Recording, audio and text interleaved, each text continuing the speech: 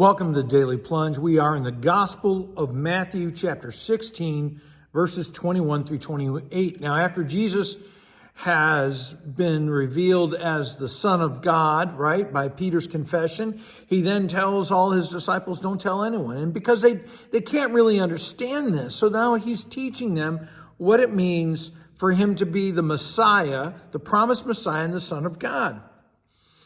And he's explaining this to them. And he says, that the Messiah, the Son of God, must go down to Jerusalem. We're going down to Jerusalem to engage in conflict with, the religious powers of this world, to suffer at the hands of the elders, the priests, the Pharisees, and what's not mentioned, the Romans, that he will be killed.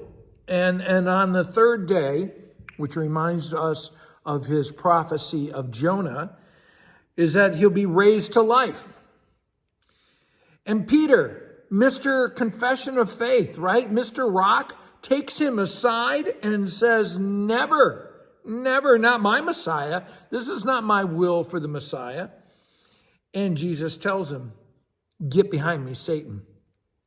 Because what Peter is saying is the will of man, not the will of God. What Peter wants is what the world wants. It wants a Savior who's brash and powerful, but not one that would die on a cross.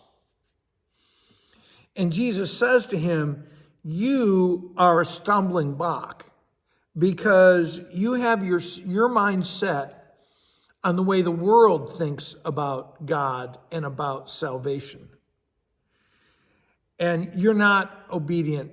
You don't have God's vision in your mind, God's will.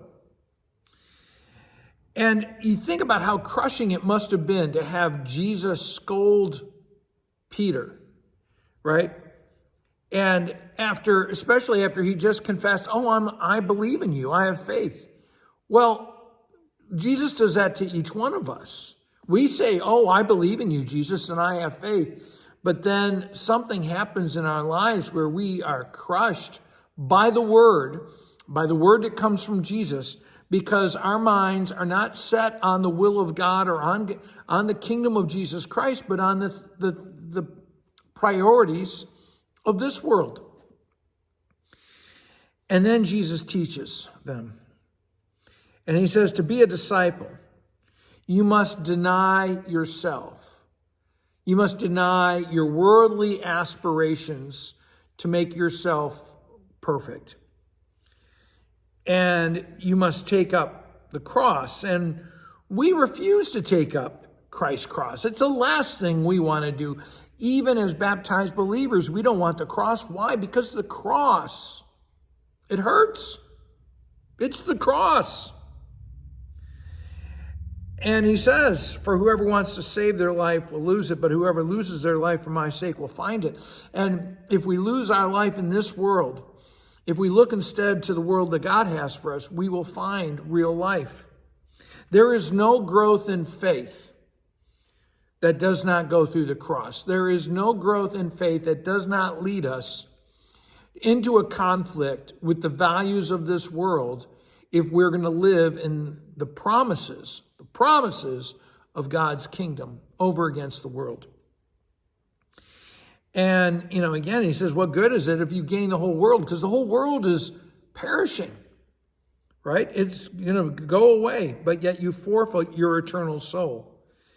And then he says, what can you give in exchange for your soul? Well, what does Jesus give in exchange for you? What does he give in exchange for your soul? He gives everything. He puts it all there on the cross. And so what will you give in exchange to have Christ? Will you give up Sunday mornings so that you can be at his feet and receive his word and to receive Christ in the bread and the wine? Just wondering. Thanks, friends. Have a blessed day.